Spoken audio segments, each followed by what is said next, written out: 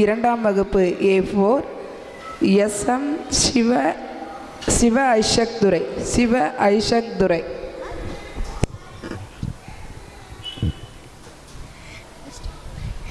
அவையில் வீட்டில் இருக்கும் அனைத்து நல் உள்ளங்களுக்கும் எனது மனமார்ந்த வணக்கத்தினை சமர்ப்பித்துக் கொள்கிறேன்.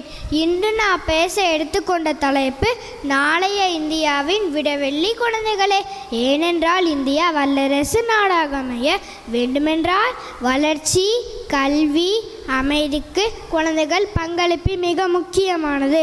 ஒரு நாட்டின் எதிர்காலமே இளைஞர்களின் கையில்தான் உள்ளது. ஏனெனில் குழந்தைகள் வளர்ச்சிக்கு ஏற்ப ஒரு நாட்டின் வளர்ச்சியும் அமைகிறது. ஒரு நாட்டின் வளர்ச்சிக்கு முதுகெலும்பாய் விளங்குபவர் அந்நாட்டின் குழந்தைகளின் ஆவார்.